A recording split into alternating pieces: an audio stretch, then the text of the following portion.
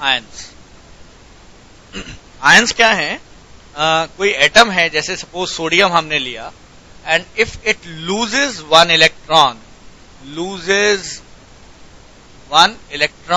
एक electron lose करने पर जो बचता है, इलेक्ट्रॉन पर चार्ज होता है, नेगेटिव, इलेक्ट्रॉन पर चार्ज होता है नेगेटिव, तो मींस एक नेगेटिव चार्ज निकलने पर उस पे Na+ बन जाएगा। Now this is sodium ion, ये सोडियम का आयन है, और सोडियम का आयन है, एंड ये कैटायन है। कैटायन, इस पे पॉजिटिव, कैटायन पे हमेशा पॉजिटिव चार्ज होता है, कैटायन पर हमेशा we have positive charge, 1 unit charge है, so this is a cation. जिस तरह से कैटायन होता है, इसी तरह से एनायन भी होता है। मैं एनायन के बारे में यहां लिखता हूं, what is an anion? Anion का मतलब नेगेटिव चार्ज, एनायन का मतलब है नेगेटिव चार्ज।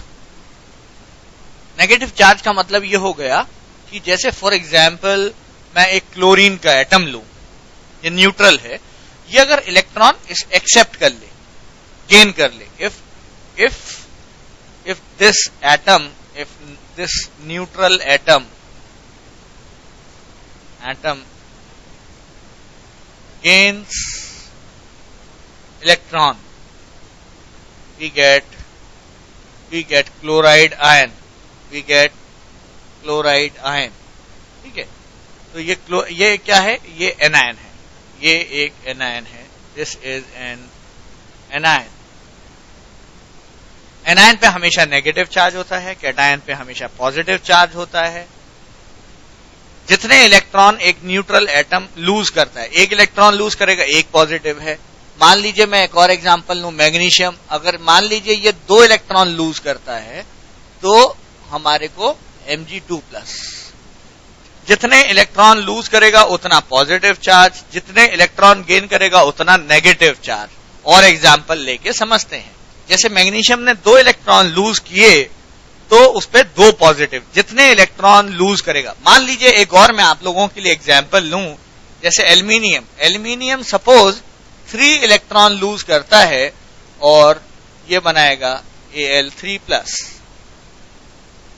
ओके, इसी तरह से मान लीजिए आयरन है Fe, अगर 2 इलेक्ट्रॉन लूज करता है तो बनाएगा Fe2+। ये सब पॉजिटिव चार्ज का मतलब कैटायन, ये हमें हमेशा याद रखना है। पॉजिटिव चार्ज का मतलब हमेशा कैटायन, और नेगेटिव चार्ज का मतलब anion.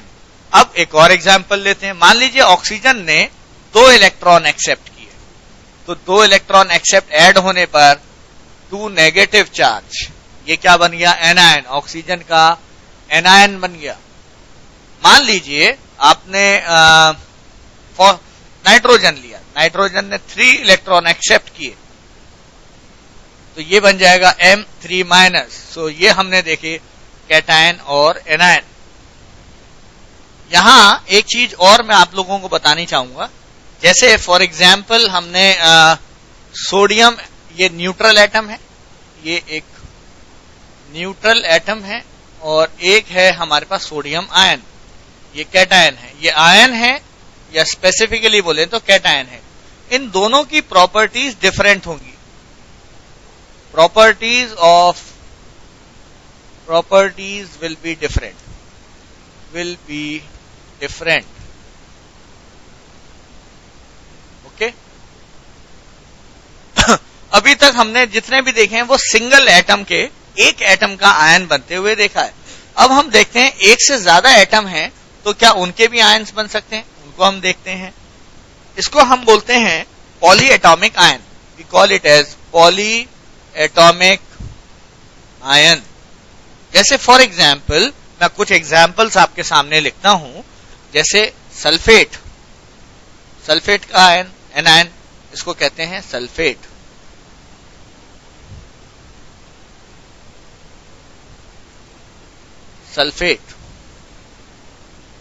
Then we have got carbonate,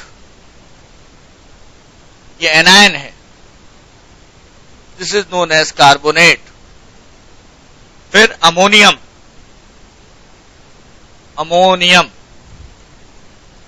इसको बोलते हैं, कॉल इट एज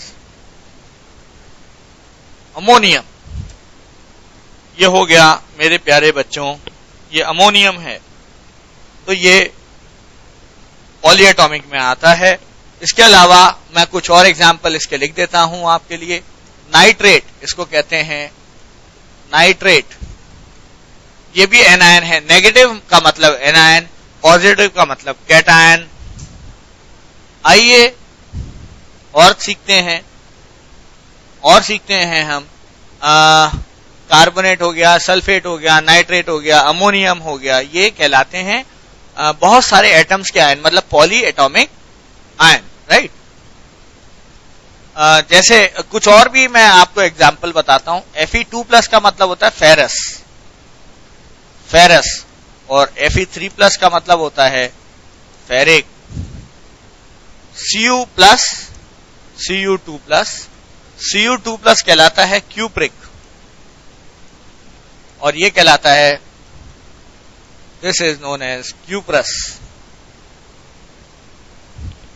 कुछ और चीजें हम आयंस के बारे में पढ़ते हैं, जैसे फॉर एग्जाम्पल एक न्यूट्रल एटम के बारे में बात करें तो न्यूट्रल एटम में number of protons is equal to number of electrons. Neutral atom में प्रोटॉन और इलेक्ट्रॉन हमेशा बराबर होते हैं, लेकिन एक आयन में number of protons is not equal to number of electrons. बल्कि इसको ऐसे भी लिख सकते हैं, मैं इसको Ne लिखता हूं, इसको Np लिखता हूं, इसको मैं ऐसे लिख सकता हूं, Np नॉट इक्वल टू। तो एनायन में क्या होगा? एनायन में इलेक्ट्रॉन्स ज्यादा होते हैं, एनायन में number of electrons is greater than number of protons. और कैटायन की अगर बारी है, कैटायन का डिस्कशन कर रहे हैं, तो number of electrons is less than number of protons. आप ऐसे लिख सकते हैं। इलेक्ट्रॉन लूज करने पे कैटायन बनता है तो इलेक्ट्रॉन कम हो जाते हैं, इलेक्ट्रॉन गेन करने पे एनायन बनता है तो इलेक्ट्रॉन ज्यादा हो जाते हैं। ऐसे भी इसको याद रख सकते हैं। न्यूट्रल एटम का मतलब सीधे तौर पर यह है, न्यूट्रल एटम का मतलब यह होता है it has got no charge, और एनायन का मतलब होता है उस पर होता है नेगेटिव चार्ज, और कैटायन का मतलब होता है उस पर होता है पॉजिटिव चार्ज। एक बात और मैं बताना चाहूंगा कि हमेशा, जैसे फॉर एग्जांपल आप कंपैरिजन करो सोडियम के साइज का सोडियम के आयन से, तो एक बात आप हमेशा ध्यान रखेंगे कि कैटायन अपने न्यूट्रल एटम से हमेशा छोटा होगा। Cation size will always be less than it's neutral atom. Actual में इलेक्ट्रॉन लूज करने पे हमेशा साइज छोटा होता है। इलेक्ट्रॉन लूज करने पे after losing electron size decreases।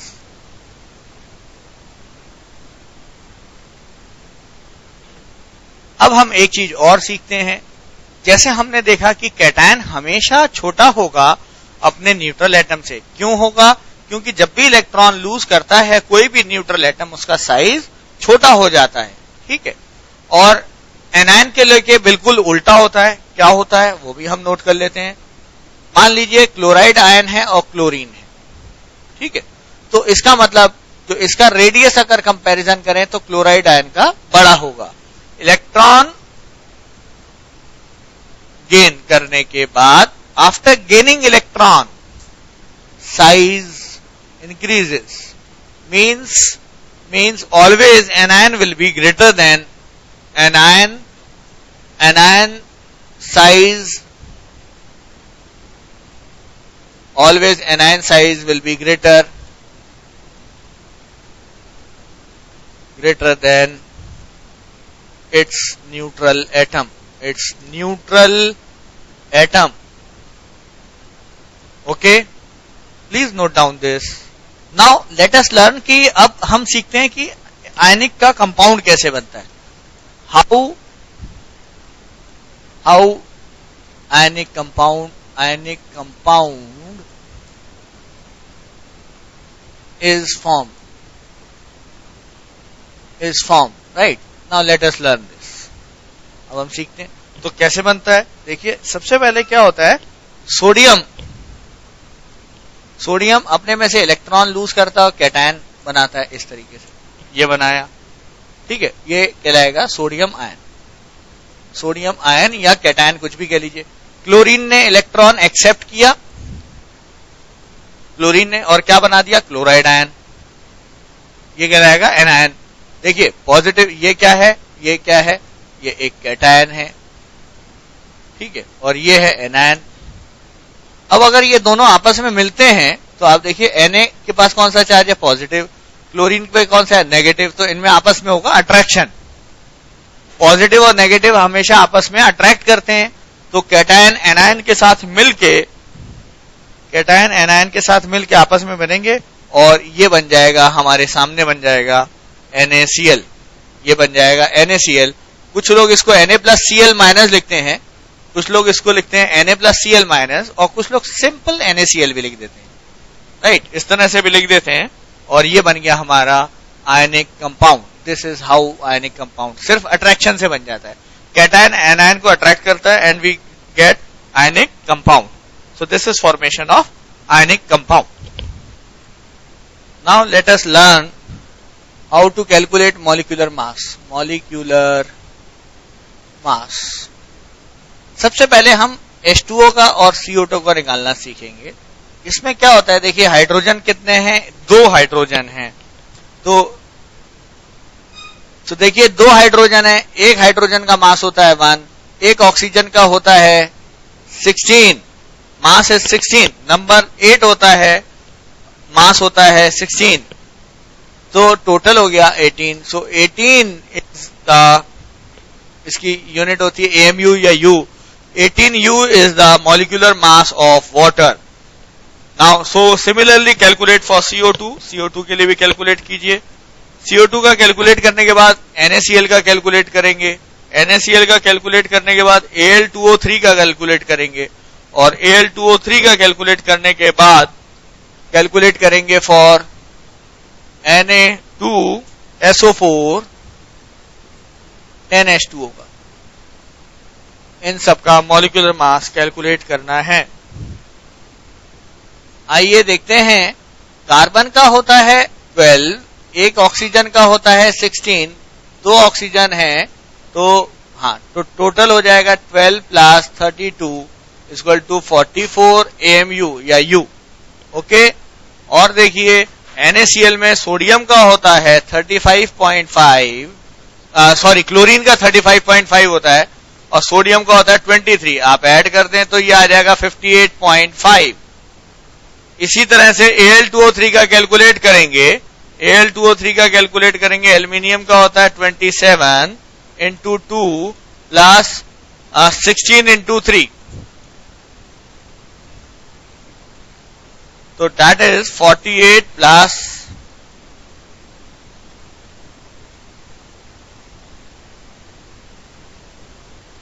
ये होना चाहिए. Please check this.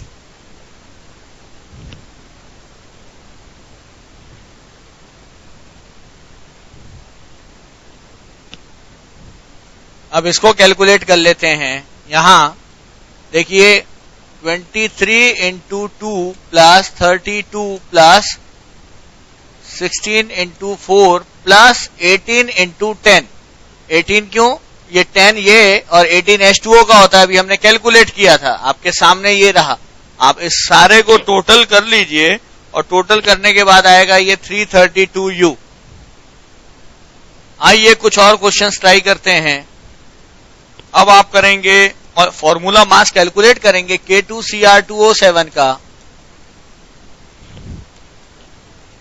Cr का 52 होता है, ये याद रखेंगे. पोटेशियम का जो मास होता है वो 39 होता है. And now you will calculate इसके अलावा आप मैग्नीशियम ऑक्साइड के लिए कैलकुलेट करेंगे, आप कैलकुलेट करेंगे CaCl2 का, आप कैलकुलेट करेंगे CaCO3 कैल्शियम कार्बोनेट का और AlCl3 का। ये कैलकुलेट कीजिए। सबसे पहले स्टार्ट करेंगे पोटेशियम डाइक्रोमेट से। इसका नाम जो है वो भी मैं आपके लिए बता देता हूं। पहले वाला है पोटेशियम डाइक्रोमेट K2Cr2O7। इसको हम कहते हैं potassium dichromate. Okay, potassium dichromate, magnesium oxide, calcium chloride, this is calcium chloride and this is calcium carbonate, calcium carbonate and this is aluminium chloride AlCl3। इनका कैलकुलेट करें। कैलकुलेट करते हैं, देखिए 39 into 2 होगा plus 52 into 2 again plus 16 into 7। Calculate करते हैं हम लोग और ये आ जाएगा 294U। ओके, अब बाकियों को कैलकुलेट करते हैं। So magnesium is 24 plus 16 means 40U, right? Please check this. Then we have got 40 plus 71 is equal to 111U. Okay, 111U. Calcium carbonate comes out to be 40 plus 12 plus 48 and that is 100U. And this is 27 plus 35.5 into 3. और जब हम ये calculate करते हैं that comes out to be this much U.